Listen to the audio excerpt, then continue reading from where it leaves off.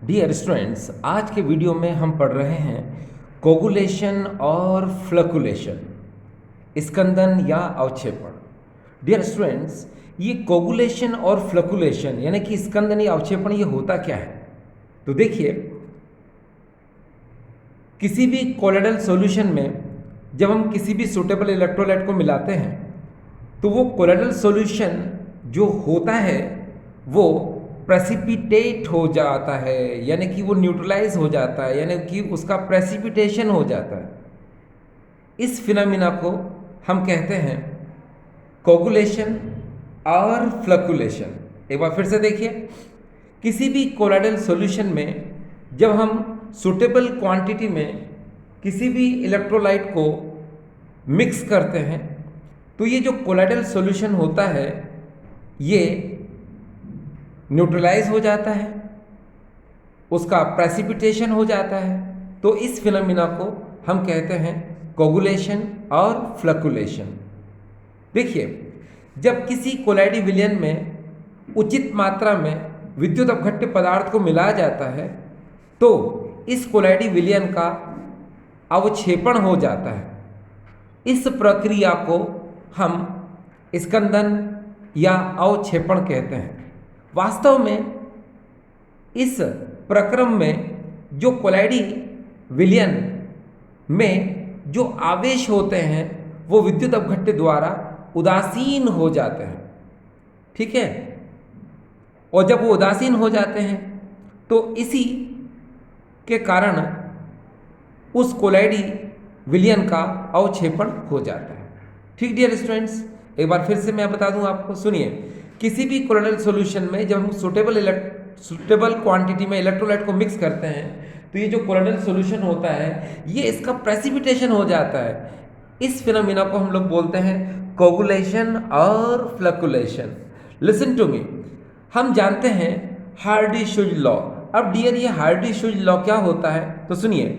Greater the valency of the active ion, greater will be its coagulating capacity. Once more listen here.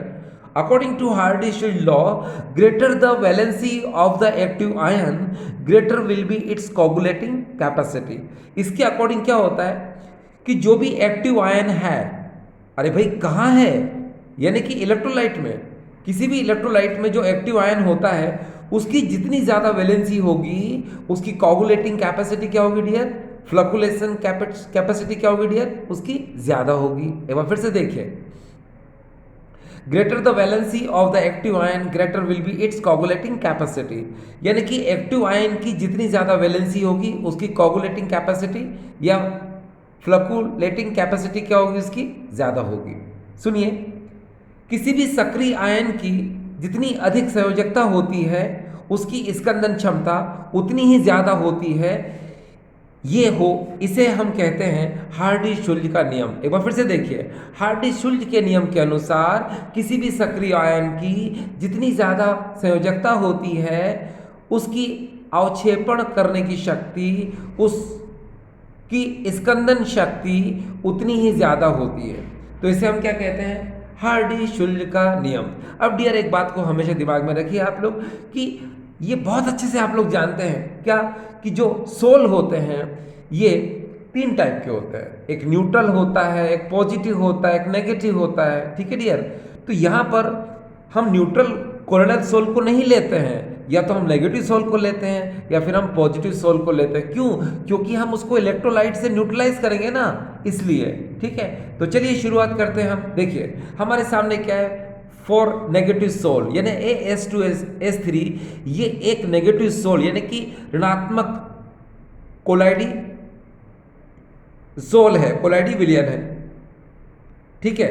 और यहां देखिए FeOH thrice, ये positive soul है यानी कि धनात्मक कोलाइडी विलयन है या कोलाइडी कण है, ठीक। अब क्या होगा कि मान लो ये नेगेटिव सोल है यानी कि ऋण आवेशित कोलाइडी विलयन है, तो इसको हम स्कंदित करने के लिए, कोगुलेट करने के लिए, प्रेसिपिटेट करने के लिए कौन से आयन लेंगे हम? पॉजिटिव। और अगर मान लो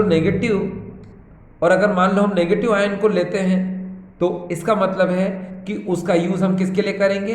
पॉजिटिव सोल के लिए करेंगे। एक बार फिर से देखिए, अगर नेगेटिव सोल है तो हम पॉजिटिव आयन लेंगे, और पॉजिटिव सोल है तो हम नेगेटिव आयन लेंगे। इसमें एक बात देखिए, हार्डी-शुल्ज ने क्या कहा था, सुनिए।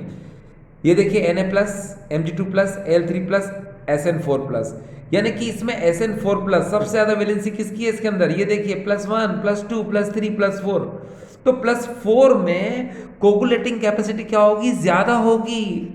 ठीक है, उसी तरह से अगर हम FeOH whole thrice colloidal sol को लेते हैं जो कि पॉजिटिव सोल है, तो इसको न्यूट्रलाइज करने के लिए, इसको उदासीन करने के लिए हम किसको लेंगे, नेगेटिव आयन को। तो नेचुरली डियर क्या होगा, यहाँ पर भी हार्डी-शुल्ज लॉ लगेगा। तो आप देख रहे हैं यहाँ इसकी -1 वैल्यू है, यहाँ 2 माइनस है, ये 3 माइनस है, तो 4 माइनस है। तो इसकी सबसे ज़्यादा क्या होगी, कोगुलेटिंग कैपेसिटी होगी, फ्लक्युलेटिंग कैपेसिटी होगी, स्कंदित करने की शक्ति होगी, अवक्षेपण शक्ति होगी। ठीक है, देखिए मैं आपको एक बेहतरीन एग्जाम्पल बताता हूँ, आप दिमाग में रखिए, रटने की जरूरत नहीं है डियर। क्यों रटते हैं आप जरा सामने देखिए। देखिए आपको पता है कि मिल्क क्या होता है, एक कोलाइडल सॉल्यूशन होता है। अरे भाई मिल्क एक कोलाइडी विलयन है, ठीक है। और उसके अंदर आप क्या करते हैं, सुनिए, उसके अंदर अगर आप थोड़ी सी क्वांटिटी में सॉल्ट को मिलाते हैं तो याद रखिए दूध का प्रेसिपिटेशन नहीं होगा। अरे भाई दूध नहीं फटेगा, ठीक है। और अगर आपने जितना पहले सॉल्ट लिया था, चुटकी भर आपने सॉल्ट लिया था, अब हम दूसरा मिल्क लेंगे और उसमें हम चुटकी भर अब क्या करेंगे, फिटकरी पाउडर मिलाएंगे। तो जब आप फिटकरी पाउडर मिलाओगे तो डियर दूध फट जाएगा, यानी कि मिल्क का प्रेसिपिटेशन हो जाएगा। ऐसा क्यों हुआ, अरे डियर आपके सामने मौजूद तो है, जरा ध्यान से देखो ना। देखो सॉल्ट में क्या होता है, Na पॉजिटिव, फिटकरी में क्या होता है, Al3 पॉजिटिव। तो डियर क्या हुआ, अरे भाई हार्डी-शुल्ज लॉ प्रूव हो गया क्या, कि किसी भी एक्टिव आयन की जितनी ज्यादा वैलेंसी होगी उसकी कोगुलेटिंग कैपेसिटी क्या होगी, ज्यादा होगी। इसलिए Na पॉजिटिव के कंपैरिजन में Al3 पॉजिटिव की कोगुलेटिंग कैपेसिटी क्या होती है, ज्यादा होती है। ठीक डियर, चलिए अब हम आगे की तरफ चलते हैं, इसका एग्जाम्पल लेते हैं। ये देखिए हमारे सामने एग्जाम्पल है, ये कोलोइडल सॉल्यूशन है, FeOH whole thrice Fe3 positive, इसको हम लोग बोलते हैं कोलोइडल सॉल्यूशन। अब एक बात सुनिए, इसमें हम electrolyte 3 Na positive Cl negative यानी कि NaCl मिला रहे हैं, कितने डियर, 3, बैलेंस करने के लिए लिया ना। अब क्या होगा, लिसन, ये Fe3 पॉजिटिव इस Cl नेगेटिव के साथ, ये भी 3 है, इसके साथ मिलके ये FeCl3 बना ले और 3 Na पॉजिटिव ये बाहर निकल जाएगा। और आपने क्या देखा, ये FeOH होल थ्राइस ये प्रेसिपिटेट हो चुका है, यानी कि FeOH होल थ्राइस का अवक्षेपण हो चुका है। ठीक है, तो इसी को हम लोग बोलते हैं क्या, कोगुलेशन, यानी कि स्कंदन। एक बार फिर से देखिए, जब किसी कोलोइडल सॉल्यूशन में सुटेबल क्वांटिटी में इलेक्ट्रोलाइट को मिलाते हैं तो ये कोलोइडल सॉल्यूशन का प्रेसिपिटेशन हो जाता है, हो तो गया। तो ये क्या होगा डियर, कोगुलेशन, और इसी को कहा जाता है फ्लक्युलेशन। अब डियर एक बात है, देखिए आप बहुत प्यार से समझने की कोशिश करिएगा कि आप एक बात तो जान गए हार्डी-शुल्ज लॉ में, क्या जान गए आप, कि किसी भी एक्टिव आयन की जितनी ज़्यादा वैलेंसी होगी वो उसकी कोगुलेटिंग कैपेसिटी होगी। यानी कि नेगेटिव के लिए पॉजिटिव चाहिए और पॉजिटिव के लिए नेगेटिव चाहिए। यानी कि अगर आप पॉजिटिव सोल लेते हैं तो इलेक्ट्रोलाइट में आपको नेगेटिव का यूज़ करना पड़ेगा, अगर आप नेगेटिव कोलाइड लेते हैं तो उसके लिए आपको पॉजिटिव इलेक्ट्रोलाइट का यूज़ करना पड़ेगा। तो यहाँ पर हार्डी-शुल्ज लॉ है, उसके लिए आप कोई मॉडिफिकेशन सजेस्ट करना चाहेंगे तो लिसन टू मी, क्वेश्चन आता है एग्जाम में, what modification can you suggest in Hardy-Schulze law, यानी कि हार्डी-शुल्ज लॉ में आप क्या संशोधन करना चाहते हैं। तो चलो डियर हम बताते हैं क्या करना चाहते हैं। देखिए हार्डी-शुल्ज लॉ में क्या हो रहा है, सुनिए, नेगेटिव कोलाइड हो चाहे पॉजिटिव कोलाइड हो, उसको न्यूट्रलाइज करने के लिए हम क्या करते हैं, अरे भाई उसके अपोजिट हम इलेक्ट्रोलाइट को लेते हैं, ठीक है ना, यस। तो अब उसमें अगर मॉडिफिकेशन किया जाए, संशोधन किया जाए तो क्या हो सकता है, देखो हम बताते हैं क्या हो सकता है, कैसे, ऐसे ऐसे, यस। उसके लिए एक काम करिए, उसके लिए हम क्या करते हैं कि मान लो 50% हम नेगेटिव सोल ले लें और 50% हम पॉजिटिव सोल ले लें।